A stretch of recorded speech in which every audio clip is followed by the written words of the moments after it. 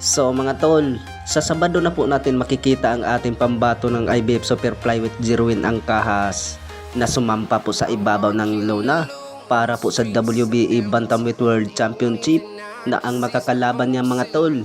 Itong kapatid ni Naoya Inoue na si Takuma Inoue. Sa ngayon ay nasa Japan na po ang ating pambatong IBF Super Flyweight Jerwin Angkahas at pinapakita na po ang media workout niya mga tol. At napapansin po natin ay nanonood po ang tatay ni Takuma Inoue na si Shingo Inoue at natatandaan po natin mga tol na ganun din ang nangyari po sa pagpaparating po na laban ni Marlon Tapales. Ang media workout po ni Tapales ay nanood din itong si Shingo Inoue, ang tatay ni Naoya Inoue, at pinag-aralan po ang mga galawan po sa ating pambato. Ay ganun din yan si Jerwin Angkahas sa ngayon. Tiningnan din sa tatay ni Takuma Inoue na si Shingo Inoue.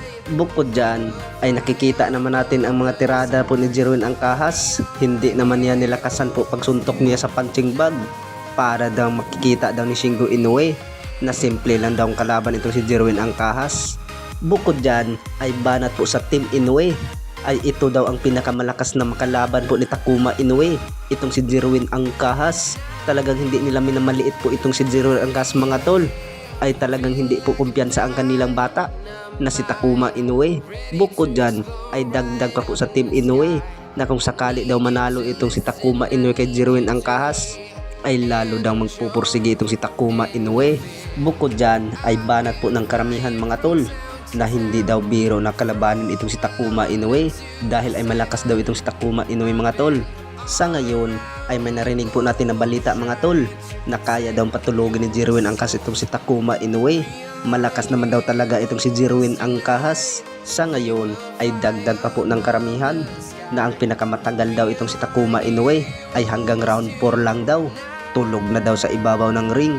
Ano kaya sa tingin niyo mga tol? Totoo ba yung prediction po ng karamihan na patulogin ni Jerwin Angkahas itong si Takuma Inoue? Sa kabilang banda naman mga tol, ang ating pambatong former 3 Division World Champion angas ng Pinas Janrel Casimero at may paparating po na laban pero wala pang binanggit sila kung sino po ang makakalaban at kailan. At narinig po natin na balita mga tol na undercard pala po ang angas ng Pinas Janrel Casimero sa laban ni Naoya Inoue versus Luis Nery ngayong buwan ng Mayo na gaganapin sa Tokyo Dome, Japan. Bukod dyan ay hindi pa po sigurado kung totoo ba yung narinig po natin na balita na undercard po ang angas ng Pinas Janrel Casimero sa laban na Naoya Inoue versus Luis Nery.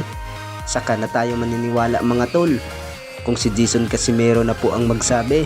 Dahil dyan ay alam po natin mga tol na marami talagang nag-aabang po sa laban ng angas ng Pinas Janrel Casimero dahil po ay ito na lang daw ang pinakaabangan ng lahat at malakas daw po ang angas ng Pinas.